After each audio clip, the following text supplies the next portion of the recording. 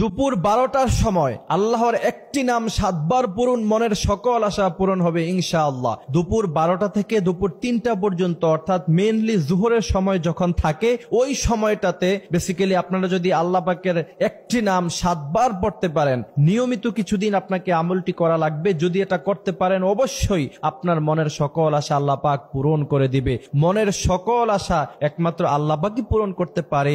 এজন্য আল্লাহ রাসূল সাল্লাল্লাহু আলাইহি ওয়াসাল্লাম বলেছেন, হৃদয়ের যত আকুতি মিনতি আছে, যত চাওয়া পাওয়া আছে, সব কিছু তুমি আল্লাহর কাছেই চাও, আল্লাহর কাছে বর্ণনা করো। আপনার গাড়ি লাগবে, বাড়ি লাগবে, ধন সম্পদ লাগবে, অল্প বয়সে আপনি ধনী হতে চান, অবশ্যই আপনি দুপুর 12টা থেকে দুপুর 3টা পর্যন্ত জোহরের টাইম যখন থাকে ওই সময়টাতে আল্লাহ পাক দোয়া কবুল করেন। জোহরের আজানের পরে আপনারা এই দোয়াটা করবেন। এবং রাসূল সাল্লাল্লাহু আলাইহি ওয়াসাল্লাম কিন্তু বলেছেন, আজানের পর থেকে নামাজ শুরু হওয়ার আগ পর্যন্ত এই সময়টাতে আল্লাহ পাক দোয়া কবুল করেন। এরপর নামাজের পরে সাথে সাথে ফরজ নামাজের পরে দোয়া করলে আল্লাহ পাক দোয়া কবুল করেন। দোয়া কবুল হওয়ার কিছু টাইম আছে, ওই টাইমগুলিতে যদি আপনি দোয়া করতে পারেন অবশ্যই আল্লাহ পাক আপনার দোয়া কবুল করবে। তবে দুপুর 12টার দিকে যদি আপনারা নিয়মিতই আমলটি করতে পারেন, ইনশাআল্লাহ আপনার মনের সকল আশা আল্লাহ পাক পূরণ করে দিবে। সেই আমলটি হলো, সর্বপ্রথম আপনাকে পবিত্রতা অর্জন করতে হবে। আমলটি করার আগে আপনাকে অবশ্যই পবিত্রতা অর্জন করতে হবে,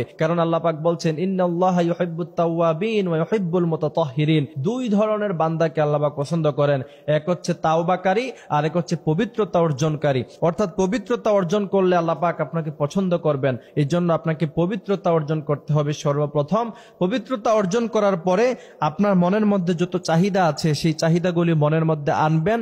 এরপরে আল্লাহর একটি নাম 7 বার পড়বেন, আর রহমান আর রহমান আর রহমান। স্পষ্টভাবে শুদ্ধভাবে এই আল্লাহর এই নামটি, খাস নামটি 7 বার পড়বেন। স্পষ্ট এবং শুদ্ধভাবে আপনাকে পড়তে হবে। এই নামটির অর্থ হলো আল্লাহ পাক হচ্ছেন পরম দয়ালু। এই নাম যখন আপনি 7 বার পড়বেন অবশ্যই আল্লাহ পাক আপনার উপরে রহমত নাজিল করবে। এরপরে আপনি যদি আল্লাহর কাছে কোনো বিষয়ে চান অবশ্যই আল্লাহ পাক আপনার দোয়া কবুল করবে এবং আপনার মনের সকল আশা পূরণ হবে। আল্লাহ রাসূল সাল্লাল্লাহু আলাইহি ওয়াসাল্লাম বলছেন, তোমাদের মনের যত আশা আছে সব আল্লাহ পাকের কাছে চাও।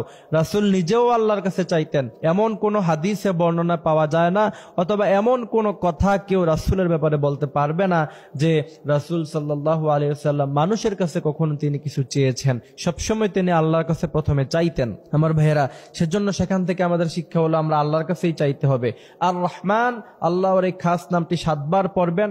তারপরে মনের মধ্যে যত চাহিদা আছে এক এক করে আল্লাহ পাকের কাছে স্পষ্ট ভাষায় আপনি বলতে থাকবেন।